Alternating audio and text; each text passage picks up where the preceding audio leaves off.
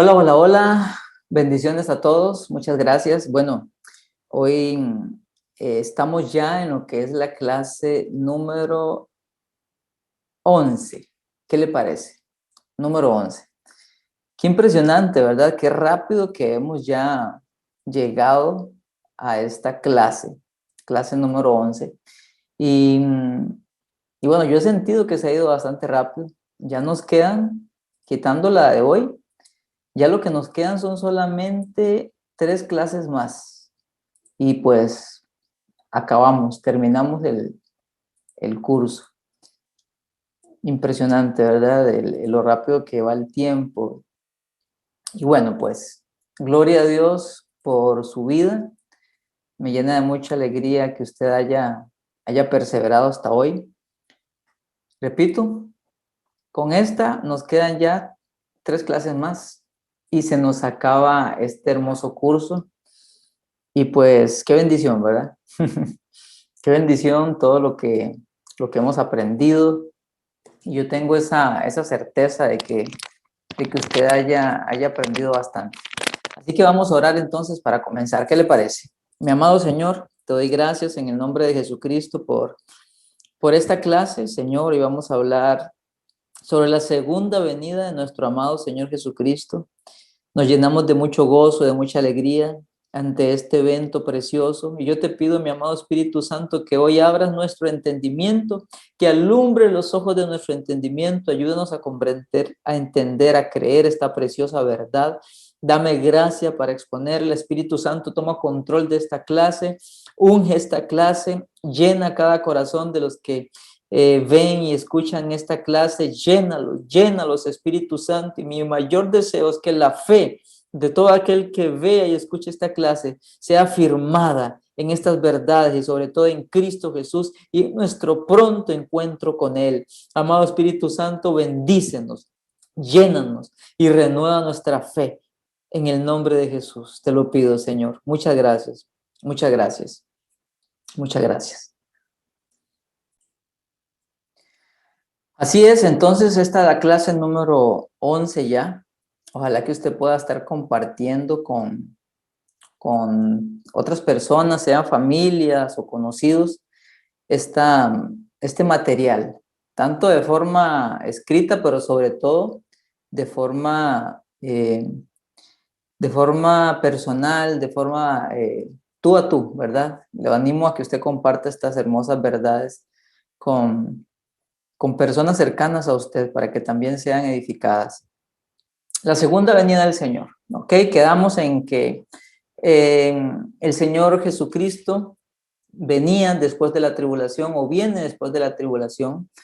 La tribulación termina, el anticristo reúne a aquel ejército de las naciones en el valle, en lo que es la guerra del Armagedón, en Megiddo, ¿verdad? Aquel valle de Josafat. En aquel lugar está reunido eh, las naciones para pelear, siendo engañadas por Satanás, por el anticristo. Ahí nos quedamos.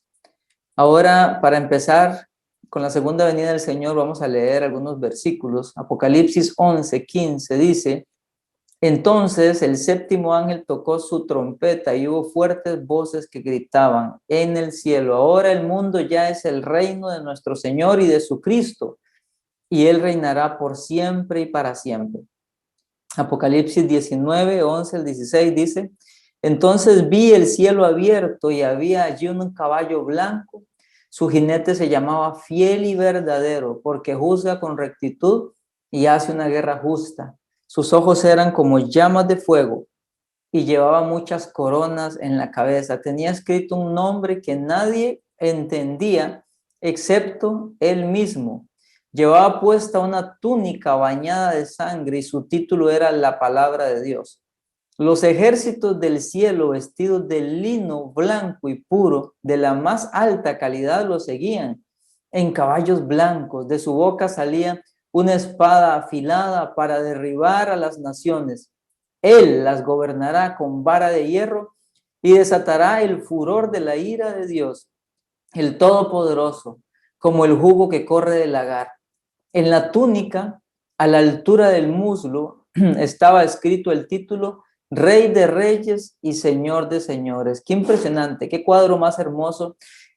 Cómo nos describe Apocalipsis 19 al Señor Jesús, ¿verdad? ¿Se acuerdan que les había dicho que al principio de la tribulación aparecía un jinete montando un caballo blanco que supuestamente traía paz?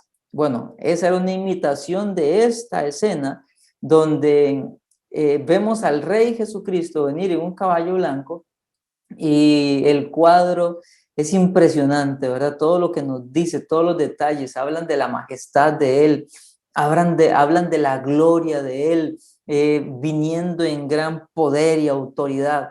Es impresionante, solo esos versículos de Apocalipsis 19, del 11 al 16, lo que nos muestra, ¿verdad? Lo que nos muestra es al glorioso Señor Jesucristo, como Él no hay otro. Y Él desciende. Y veamos qué nos dice Mateo 24, 29. Nos dice que la venida del Señor Jesús comienza con temibles manifestaciones en los cielos, y no es para menos. Estamos hablando de que es el mismo Rey Jesucristo, el Todopoderoso, el que desciende. Y nos dice Mateo 24, 29, inmediatamente después de la angustia de esos días, el sol se oscurecerá, la luna no dará luz, las estrellas caerán del cielo y los poderes de los cielos serán sacudidos. Lucas 21, 25, el paralelo nos dicen, y habrá señales extrañas en el sol, en la luna y en las estrellas. Y aquí en la tierra, las naciones del mundo estarán en caos, perplejas por los mares rugientes y las mareas extrañas. La gente quedará aterrada de lo que verá venir sobre la tierra, porque los poderes de los cielos serán sacudidos. Toda la tierra se va a estremecer. Recordemos que la tierra, todo lo que existe, lo que vemos es creación del Señor. Todo lo hizo Dios por medio de Jesucristo. Y es entendible que todo lo creado va a estremecerse ante la manifestación gloriosa de Jesucristo. Cuando Él fue crucificado, ustedes se acuerdan que dice que hubo un terremoto, los cielos se oscurecieron como por 3 horas. Eso cuando fue la muerte. Y cuando venga su segunda venida, todo se va a estremecer de una forma todavía más potente, más impresionante. La creación misma se estremecerá ante la venida de nuestro Rey Todopoderoso Jesucristo. Este cuadro va a inundar todo el escenario, y en medio de ese cuadro los cielos se van a abrir para que aparezca el Rey de la Gloria. Apocalipsis 1:7, miren, Él viene en las nubes del cielo y todos lo verán, incluso aquellos que lo traspasaron, y todas las naciones del mundo se lamentarán por Él. Tenemos que entender que la mirada tiene que estar puesta en Él. Es decir, así como Juan el Bautista rugía y daba testimonio de que el Señor venía, y Él preparó al pueblo, Él llamó la atención hacia Él, y cuando toda la gente tiene la mirada puesta en Él, Él dice, Él viene, Jesús, yo solamente vengo a preparar el camino. Y en su segunda venida, más gloriosa en poder, en majestad, toda la tierra, la creación, va a temblar. Todas las miradas de los seres humanos van a dirigirse a los cielos, porque los cielos llaman nuestra atención, la luna llama nuestra atención. Hace poco que hubo las famosas lunas de sangre, todo el mundo estaba ahí. Cuando hay eclipses, todo el mundo está ahí. ¿A dónde? A los cielos. Los astros llaman la atención sobre a nuestra vista, nuestra atención justamente es llamada hacia ellos, ¿cierto? Hacia los cielos. Entonces todos ellos van a sacudirse, todos ellos nos van a decir, ¡hey, hey! Algo va a suceder, algo está por suceder. Observen todos al cielo, los cielos se estremecen, la luna, el sol, todo llama la atención como si fuera Juan el Bautista, y en medio de aquellas miradas curiosas, perplejas, temerosas, mirando a los cielos, entonces estos se abren y desciende y aparece el Rey de la Gloria.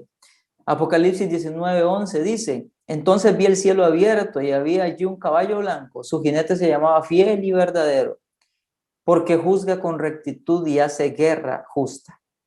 Ok, entonces tenemos, número uno, manifestaciones terribles en los cielos que anuncian su venida. Luego el cielo se abre y aparece Jesús.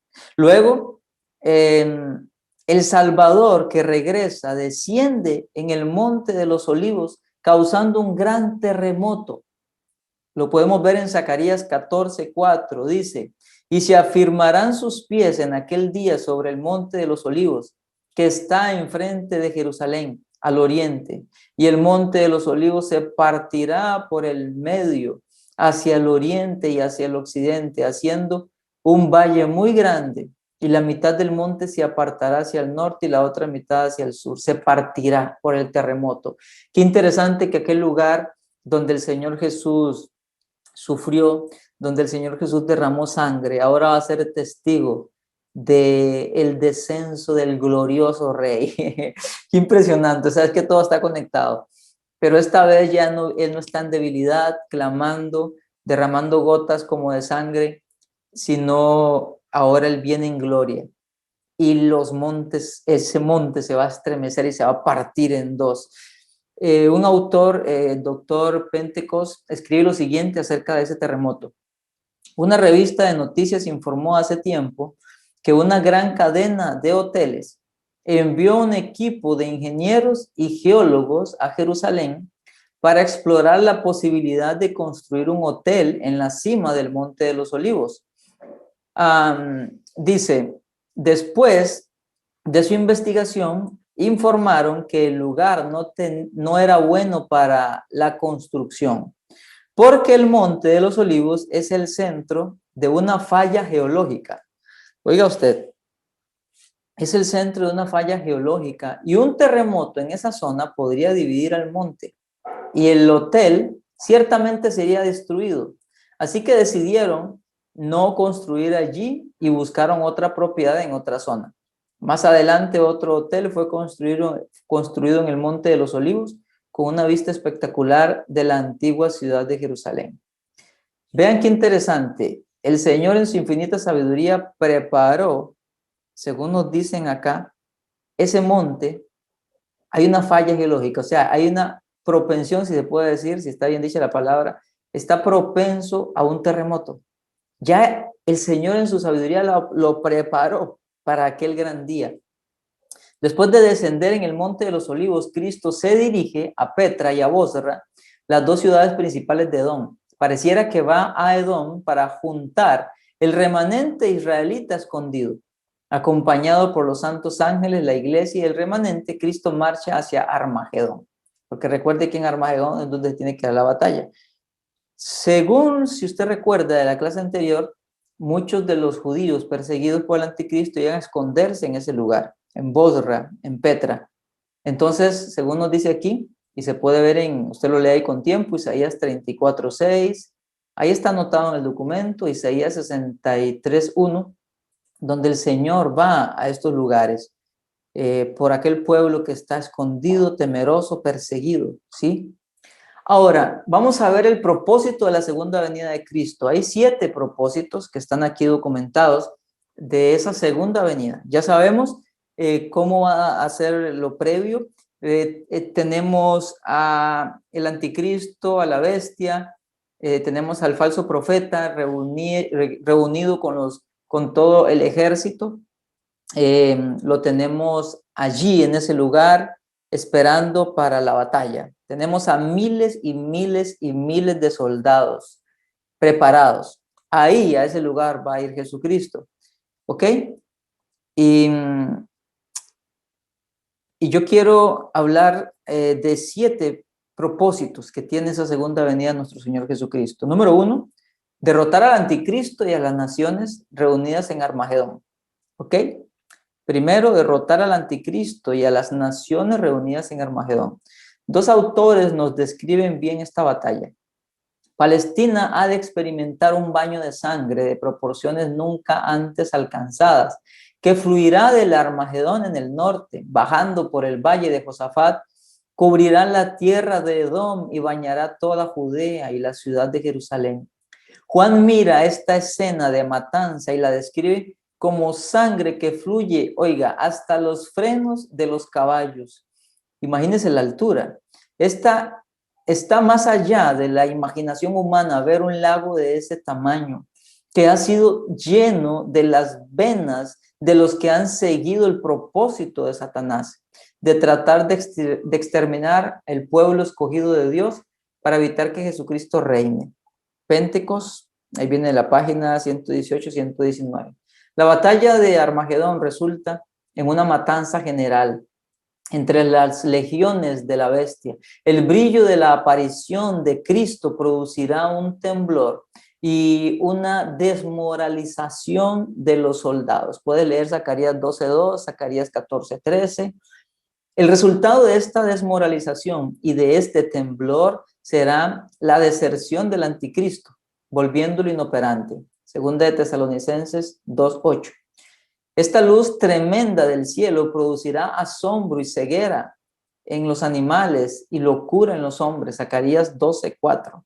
Porque recordemos que el cielo se oscurece y en medio de ese cielo oscuro se abre y aparece Cristo en su resplandor. Y este resplandor, porque dice que los va a matar con el resplandor de su venida. Ese resplandor los va a confundir, a enceguecer. El solo resplandor de la gloria de Jesucristo, para que usted tenga una idea del poder de nuestro Rey, para que no tema, para que no le tema al diablo y a sus acechanzas, para que no tenga temor de las aflicciones ni las opresiones demoníacas, sepa quién es Jesucristo. Una plaga arrasará a los ejércitos desde esa luz y los hombres se descompondrán. Zacarías 14:12, Zacarías 14:15. La sangre de los animales y los hombres formará un lago de unos 321 kilómetros, con una profundidad hasta los frenos de los caballos. Imagínese usted la cantidad de gente que tiene que estar ahí reunida, ejércitos que van a morir para que haya tanta sangre, que haya un lago de 321 kilómetros a una profundidad de los frenos de los caballos. Estamos hablando que es muy alto, ¿ok? Eso lo puedes ver en Apocalipsis 14, 19 y 20. El hedor de esta masa podrida de carne y sangre llenará toda la región. Isaías 34, del 1 al 3. Isaías 34, del 1 al 3. Ahí usted puede, ahí lo puede leer con tiempo, ¿sí? Luego nos dicen que las formas destrozadas de los hombres y la carne podrida de los hombres y las bestias proveerá un festín para las aves de rapiña. Apocalipsis 19, 17 al 21. La bestia y el falso profeta entonces serán lanzados vivos en el lago de fuego para siempre. Apocalipsis 19, 20. Entonces vemos que el primer propósito de la venida de nuestro Señor Jesucristo es derrotar al anticristo y a las reuniones y a las naciones reunidas con él. Imagínese usted toda la movilización de naciones, de ejércitos, de batallones para llegar a aquel lugar, todo para que en un instante, con solo la aparición de nuestro amado Rey Jesucristo, los va a derrotar, porque nuestro Rey es todopoderoso. Segundo propósito, volver a reunir, regenerar y restaurar al Israel fiel. Tal vez la promesa más frecuente de todo el Antiguo Testamento tiene que ver con la restauración final de Israel por Dios. Los profetas lo repiten tan a menudo que se vuelve un refrán, un coro de confianza.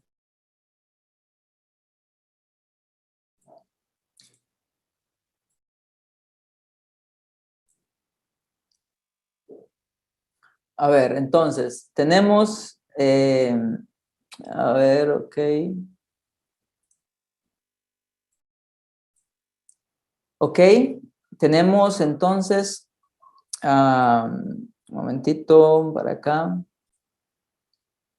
Ok, entonces tenemos varios versículos que atestiguan este hecho de que el Señor va a reunir y regenerar a Israel. Por ejemplo, Isaías 43 dice: no temas porque yo estoy contigo. Del oriente traeré tu generación y del occidente te recogeré. Diré al norte, da acá, y al sur, no detengas. Trae de lejos mis hijos y mis hijas de los confines de la tierra.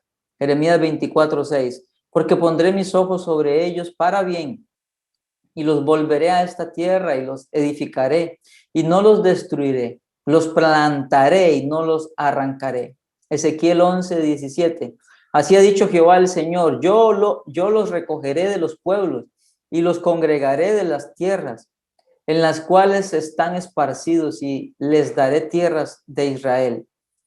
El canto más sublime de alabanza relacionado con la restauración de Israel sea el que canta el profeta Miqueas. Dice Miqueas 7:18-19. ¿Qué Dios como tú que perdona la maldad y olvida el pecado del remanente de tu heredad? No retuvo para siempre su enojo, porque se deleita en misericordia. Él volverá a tener misericordia de nosotros, sepultará nuestras iniquidades y echará en lo profundo del mar todos nuestros pecados. ¿Qué le parece? Y en el Nuevo Testamento el Señor también habla acerca de esto. En Mateo 24:31 dice, y enviará a sus ángeles con gran voz de trompeta y juntará a sus escogidos de los cuatro vientos, desde un extremo del cielo hasta el otro. Aquí reunirá nuestro Señor Israel cuando vuelva y, como ya hemos dicho, empezará por aparecer ante el remanente escondido en Edom. Y ahí podemos ver varios versículos que usted puede leer ahí con tiempo, que hablan de la aflicción temporal de Israel y el gozo final de Israel. Entonces tenemos, primer propósito, derrotar al anticristo y a las naciones. Segundo propósito, restaurar, regenerar a Israel. Tercer propósito, juzgar y castigar al Israel infiel. Romanos nos habla de eso, nos habla de los acontecimientos que sucederán con su amada nación Israel. Dice Romanos 11:26, y luego todo Israel será salvo. Como está escrito, vendrá de Sión el libertador que apartará de Jacob la impiedad. Pero esto va de la mano con Romanos 9:6, dice, no que la palabra de Dios haya fallado, porque no todos los que descienden de Israel son israelitas. Lo que nos está diciendo esto es que va a haber una parte de Israel que es infiel, que son los que van a seguir el anticristo, que son los que se van a negar a creer en el Señor aún en el tiempo de la tribulación. Ese es el Israel infiel, que va a ser juzgado. Pero hay otro que van a creer, los 144,000, y otros que van a creer, esos son el Israel fiel. Este Israel infiel va a ser juzgado. ¿Ok? Eso lo podemos ver ahí en Romanos 9:6. Desde el momento en que Dios comenzó a obrar a través de Abraham, el primer hebreo, Satanás también comenzó a obrar a través de miembros de esa misma raza. Es así que, como la Biblia ha sido abrazada por Israel infiel, por el Israel fiel, a través de la historia también se le ha opuesto el Israel infiel. Y eso lo vemos a lo largo de todo el tiempo. Si usted recuerda, en los tiempos antes de Jesús, estaban los profetas y unos cuantos justos, y otros se levantaban, apedreaban a los profetas. En el tiempo de Jesús, el Señor predicaba el evangelio. Estamos hablando de que es el Rey de Reyes, el Dios de Israel, el Dios Todopoderoso, con sus apóstoles. ¿Y qué hicieron los fariseos? El Israel infiel se le opuso. Lo resistieron y lo mataron. Jesucristo se va, resucita. ¿Y qué pasa con sus apóstoles? Se quedan predicando el evangelio y es perseguido por el Israel infiel. Y eso se ve a lo largo de toda la historia en Israel, en Judá. Usted ve siempre un remanente fiel y un Israel infiel. Ese Israel infiel podemos ver que cometió pecados contra el Padre, pecados de rebeldía, de rechazo, de hurto. Cometió pecados contra el Hijo, lo rechazó, lo crucificó. Pecados contra el Espíritu Santo, lo resistía constantemente. Hechos 7, usted puede ver cómo Esteban les dijo directamente, ustedes siempre resisten al Espíritu. Siempre resisten al Espíritu. Ese Israel infiel va a ser juzgado en la segunda venida de nuestro Señor Jesucristo. Cuarto propósito, separar a las ovejas de los cabritos. Eso lo podemos ver en Mateo 25. Si usted puede ahí con tiempo, en este momento detenga el video y lea Mateo 25 del 31 al 46. Póngale pausa al video y lea esa porción. Es muy importante para que comprenda esta parte del juicio de las ovejas y los cabritos. Las interpretaciones falsas de este juicio.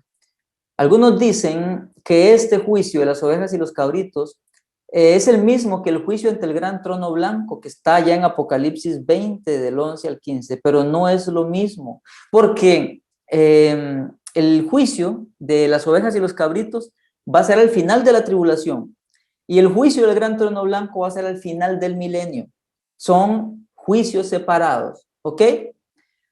Otra mala interpretación que hay es que el juicio de las ovejas y los cabritos tiene que ver solo con naciones enteras, ¿verdad? Como por ejemplo desfila Estados Unidos, desfila Rusia, y van a ser juzgadas una por una.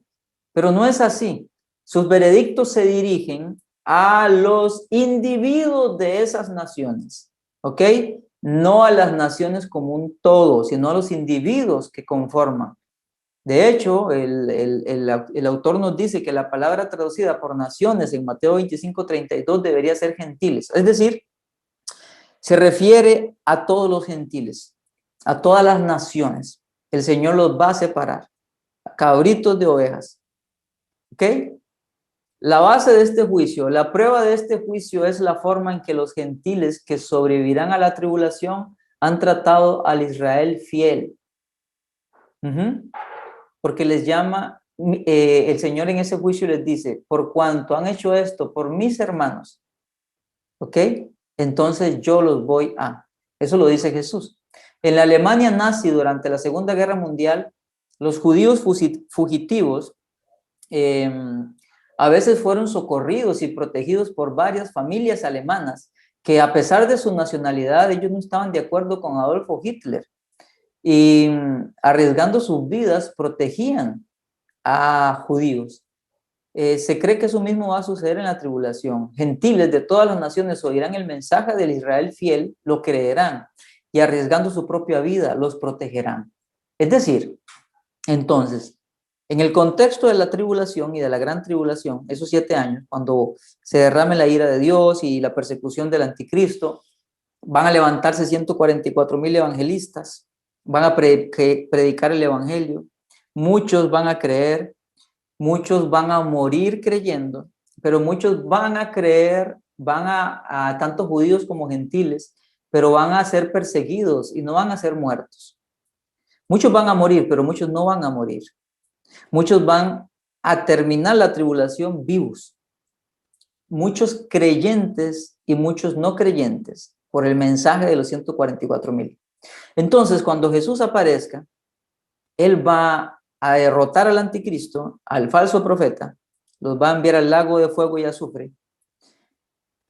Y sucederá que Dios o el Señor Jesús, sentado en su trono en Jerusalén, va a juzgar a las naciones. Y ese es el juicio de los cabritos y las ovejas.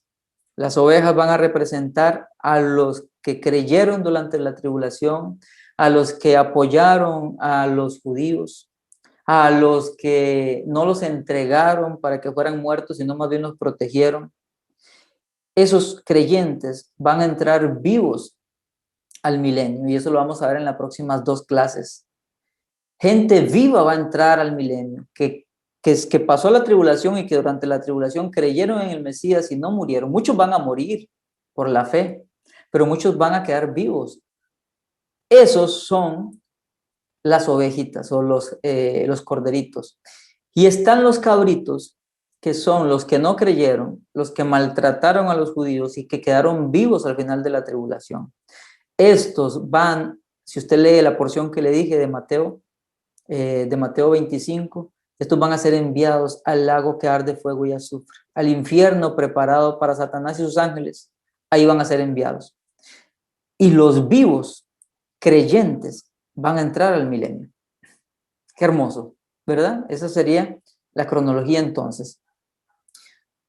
Entonces dijimos que el primer propósito de la venida del Señor Jesús es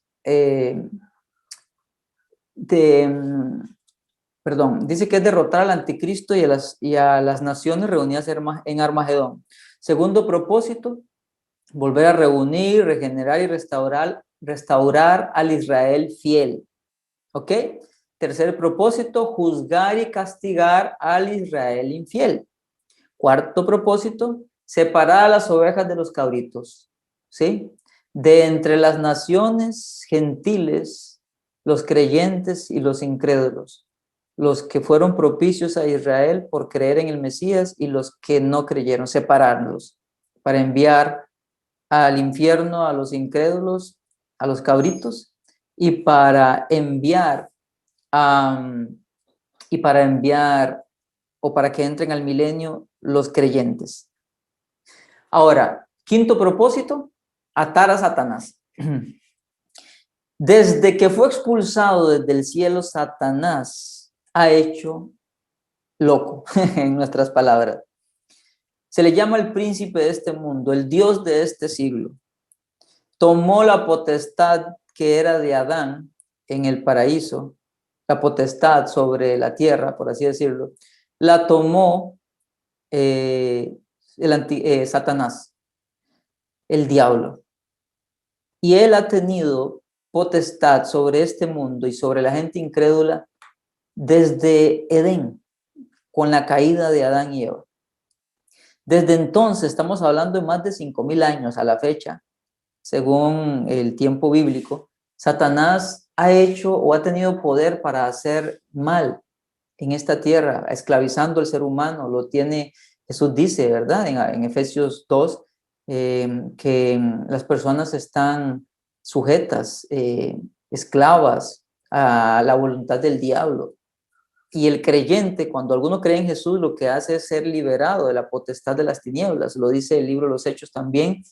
Se lo dijo Jesús a Pablo.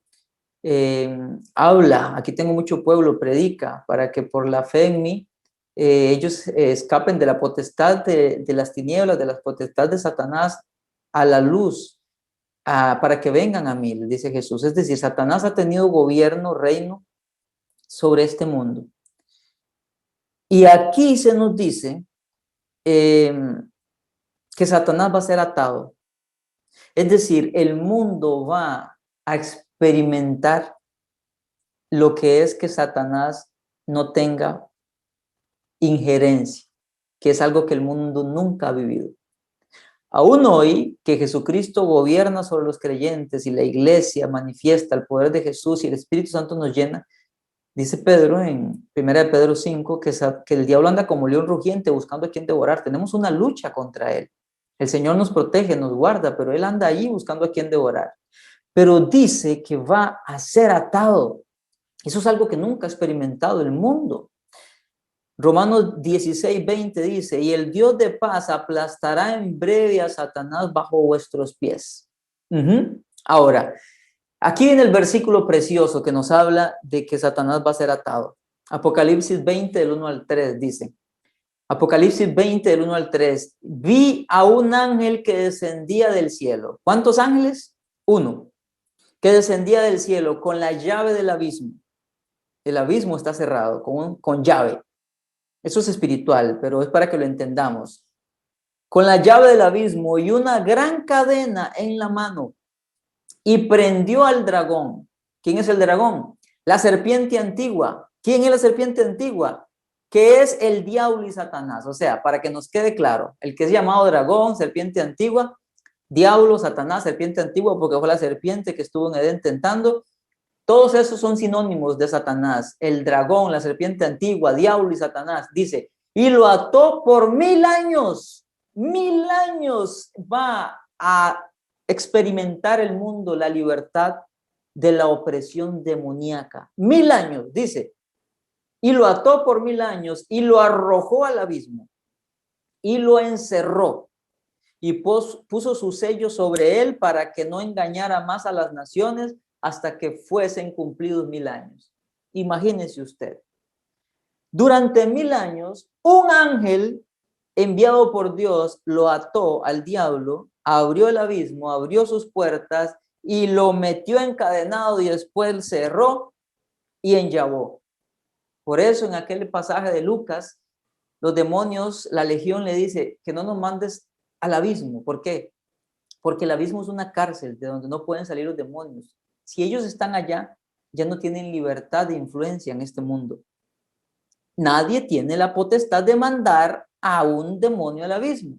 Nosotros los cristianos y principalmente los pentecostales a veces nos emocionamos y empezamos a orar.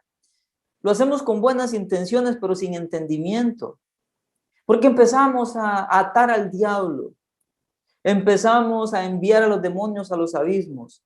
Nosotros no tenemos la autoridad de hacer eso, no tenemos la potestad. Nosotros no podemos atar al diablo para que deje de operar. Nosotros no tenemos ese poder. Nosotros no podemos hacerlo, así que dejemos de orar así. ¿Sí? Podemos reprenderlo en el nombre de Jesucristo. Podemos resistirlo en el nombre de Jesucristo, sometiéndonos a Dios. Podemos ser librados de sus tentaciones obedeciendo a Dios. Tenemos autoridad, sí, para expulsar demonios de personas, pero todo eso procede de Dios. Pero nosotros no podemos orar diciendo que yo te ato, diablo, o ato a un principado. No podemos hacer eso, no podemos orar expulsando un demonio y mandándolo al abismo, porque no podemos hacer eso. Solo en el tiempo previo al milenio es que Dios permitirá, enviando un ángel poderoso, que Satanás sea atado, ahí sí va a ser atado y enviado al abismo. ¿Ok? Antes de eso, nadie puede. Así que tenemos que cambiar nuestra teología y aprender a orar. Me imagino que el diablo se burla de nosotros cuando nosotros nos ponemos a atarlo y a eso y a enviarlo al abismo. No podemos, pero sí le va a llegar el momento. Y ahí dice, Apocalipsis 20, el 1 al 3, le va a llegar el momento. Y Satanás lo sabe, donde va a ser atado 1000 años y no va a tener poder para influenciar a las naciones, no va a poder engañarlas por 1000 años. Imagínese usted. Pero hay algo triste que va a demostrarse en esos 1000 años. Voy a adelantar un poquito, pero en las siguientes clases del milenio lo vamos a hablar. Y lo triste es que el ser humano no necesita a Satanás para ser malo. Así como lo oye. Satanás, por supuesto, nos incita, Satanás nos incentiva al mal, nos capacita más para hacer el mal, pero no lo necesitamos para hacer el mal porque somos malos por naturaleza y ahí lo vas a ver cuando lleguemos a la clase del milenio. Así es. Otro propósito de la segunda venida del Señor es resucitar a santos del Antiguo Testamento y de la tribulación. Esta es una opinión del autor de este libro, de uno de los comentaristas de los que extraigo el material. Él dice así: es la opinión de este auxiliar que durante el arrebatamiento de la iglesia, Dios solo levantará a los creyentes que han sido salvos desde Pentecostés hasta el arrebatamiento, o sea, a la iglesia. Según esa interpretación, todos los demás creyentes serán resucitados justo antes del milenio. Porque si usted ve, paréntesis, si usted ve, en la tribulación hay mucha gente que va a morir. Va a morir decapitada, va a morir de diferentes formas y va a ir al cielo, pero ellos también tienen que resucitar. Ellos mueren durante la tribulación y no son gente de la iglesia. Y ya se lo demostré la vez pasada en aquel texto donde habían unos que habían sido muertos, eran en la tribulación, pero habían otros que estaban sentados en tronos para juzgar. Teníamos a dos tipos de personas, unos glorificados y otros clamando por justicia. Estos que clamaban por justicia son los que fueron muertos en la tribulación. Ellos tienen que resucitar. ¿Para qué? Para entrar al milenio. Pero ellos fueron o creyeron durante la tribulación. ¿Ok? Entonces no fueron arrebatados antes porque creyeron durante la tribulación. Murieron en la tribulación por el nombre de Cristo. Y ellos serán resucitados en esa segunda venida del Señor. ¿Ok? También se cree que van a ser resucitados los creyentes del Antiguo Testamento que no formaron parte de la iglesia. El hecho de esta resurrección, hay por lo menos 9 pasajes que se refieren a esta resurrección. Ahí usted lo puede leer en el documento, en Job, Salmos, Isaías, Daniel, Oseas, Juan 5, Hebreos 11 y Apocalipsis 20. El orden de esta resurrección, ya de esto yo le había hablado un poquito antes, así aquí lo voy a repetir. Esta es la tercera de 4 resurrecciones bíblicas principales. ¿Cuáles son? Primera de Corintios 15, 23, la resurrección de Cristo. Él es el primero, Él es la primicia. ¿Se acuerda cuando les hablé de eso en unas lecciones antes, cuando hablamos de la resurrección? Jesús es las primicias, el primero en resucitar. Número 2, Primera de Tesalonicenses 4, 16, Primera de Corintios 15, del 51, 53. La resurrección de los creyentes en el arrebatamiento. Esos son la iglesia. Son los segundos en ser resucitados. En el tiempo del arrebatamiento, primero resucitan los muertos en Cristo, desde Pentecostés hasta ese momento, y después son arrebatados. Esa es la segunda resurrección, ¿ok? Luego, la resurrección de los santos en el Antiguo Testamento y de la tribulación. Y luego, la resurrección de los no salvos. Apocalipsis 25, del 11 al 14. Así es que uno de los motivos de la segunda venida será resucitar a los santos no relacionados con la iglesia. Durante muchos largos siglos, el padre Abraham ha estado aguardando pacientemente aquella ciudad que tiene fundamento, cuyo arquitecto y constructor es Dios. Hebreos 11, 10. ¿Ok? Y el último propósito de la segunda venida del Señor es juzgar a los ángeles caídos. Primera de Corintios 6:3 dice, ¿o no saben que hemos de juzgar a los ángeles? Por supuesto que todos los ángeles caídos están incluidos en este juicio, pero la Biblia habla de ángeles que están atados y de otros que no están atados. Habla de dos tipos de ángeles, ¿ok? Los ángeles caídos no atados. Eso lo podemos ver ahí en Lucas 8:30. Y le preguntó el Señor diciendo, ¿cómo te llamas? Y le dijo, Legión, porque muchos demonios habían entrado en él. Y le rogaban que no los mandara a ir al abismo. Lucas 8:30 al 31. Esos son ángeles caídos, o sea, demonios, pero que están sueltos, no están atados. Son los que andan ahí molestando, torturando, oprimiendo a la gente. Efesios 6:12.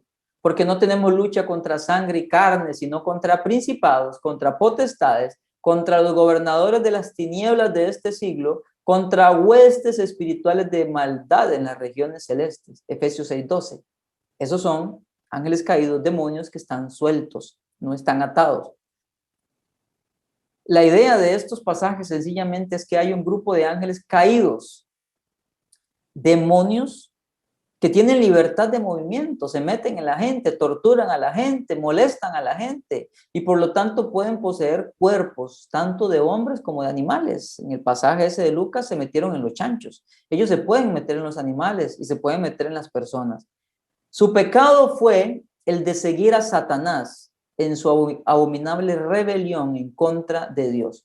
Para eso puedes ver Isaías 14 del 12 al 17 y Ezequiel 28 del 12 al 19. Ahí se ve la rebelión de Satanás y Apocalipsis habla de que fue expulsado con una tercera parte de las estrellas, ¿verdad? Eso hace alusión a demonios que fueron ángeles caídos.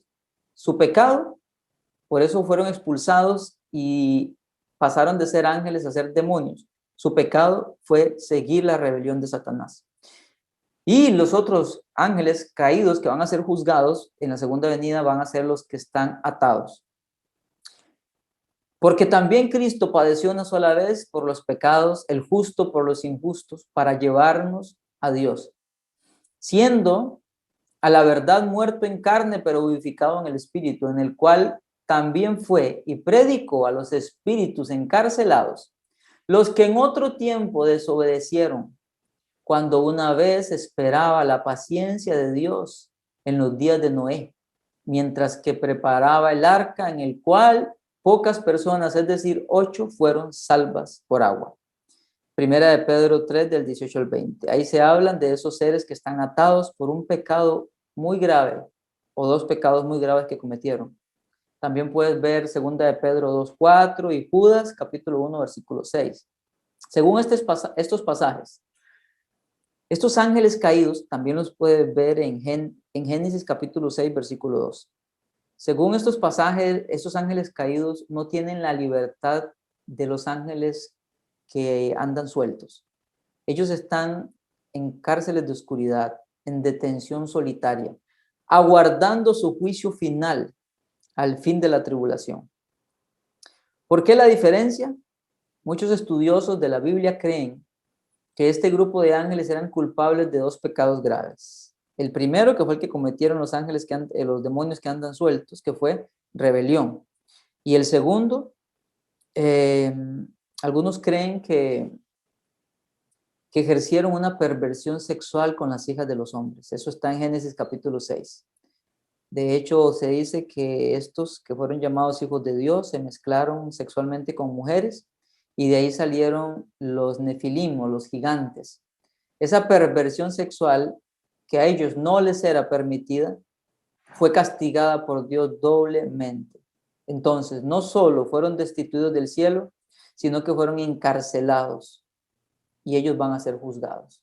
Así es. Entonces, estos serían los propósitos de la segunda venida del Señor. Repito, número 1, derrotar al anticristo y a las naciones reunidas en Armagedón. Número 2, volver a reunir, regenerar y restaurar al Israel infiel. Número 3, juzgar y castigar al Israel infiel. Okay, reunir y restaurar al Israel fiel, es el 2. 3, juzgar y castigar al Israel infiel. 4, juicio de las naciones, que es separar las ovejas de los cabritos, Mateo 25, 31. Propósito 5, atar a Satanás. Propósito 6, resurrección de los que no formaban parte de la iglesia. Propósito 7, juzgar a los ángeles caídos. Tanto a los atados como a los no atados. Así es, esa sería entonces la clase de hoy, una clase muy interesante. Lo animo a que lea todo el material, a que lea los versículos relacionados para que se empape de la Biblia y haga el ejercicio que está al final de la clase escrita en PDF para que repase, ¿sí? La otra semana, si Dios lo permite, nos toca el milenio. El milenio va a estar dividido en 2 partes, milenio 1, milenio 2, y ya después viene los nuevos cielos y la nueva tierra, el juicio ante el gran trono blanco, y terminamos. ¿Qué le parece? Qué bendición, ¿verdad? Muchas gracias por estar acá, muchas gracias por sacar su tiempo, su diligencia. Todo esto que usted está dedicando no va a ser en vano. Su fe tiene que ser afirmada. Al final el bien gana. Al final Jesucristo triunfa y nosotros con él, los creyentes. Si usted no ha creído en Jesucristo, lo animo a que crea, porque los que siguen a Satanás, es decir, los que rechazan al Señor Jesucristo, van a perder. Van a ir a una eternidad al lago de fuego y azufre, al infierno, separados de Dios para siempre. No es la voluntad de Dios. La voluntad de Dios es que creamos en Jesucristo, que le entregues tu vida a Jesucristo. Él va a cambiar tu corazón, te va a dar al Espíritu Santo, que te va a ayudar a caminar en santidad, te va a dar un corazón nuevo, con nuevos deseos para que lo ames, y te va a sostener hasta el final, ya sea al final de tu vida cuando mueres o cuando Jesús nos arrebate, y después tenemos todas estas promesas hermosas de vivir con Cristo Jesús para siempre. Esto es hermoso. No vale la pena cambiar este tiempito de vida, de placeres, de pecado por una eternidad. No vale la pena. Te animo a que entregues tu vida a Cristo Jesús. Y a ustedes que están en este curso les animo a que fortalezcan su fe en Cristo con estas promesas y que compartan esto también a otros. ¿Sí? Vamos a orar. Amado Señor, gracias te doy en el nombre de Jesús por ser tan generoso con nosotros. Gracias por esta clase. Gracias por tu bondad. Gracias por tu misericordia. Gracias, gracias, gracias, Señor. Gracias porque tú, Señor, nos das las verdades que están escritas en tu palabra. Gracias porque estas verdades afirman nuestra fe. Gracias porque tenemos esperanza. Y aunque hoy pareciera que el mal reina, el mal va a tener un fin, va a ser destruido. Y tendremos esperanza. Tendremos la gloria eterna con Cristo Jesús. Gracias, Señor, porque esta leve tribulación momentánea no se compara en nada con la gloria venidera que ha de manifestarse. Espíritu Santo, bendice a este pueblo hermoso. Bendice a todos los que están viendo, escuchando esta clase. En el nombre de Jesús. Amén. Que el Señor me los bendiga. Nos vemos, si Dios lo permite, de hoy en 8. Chao.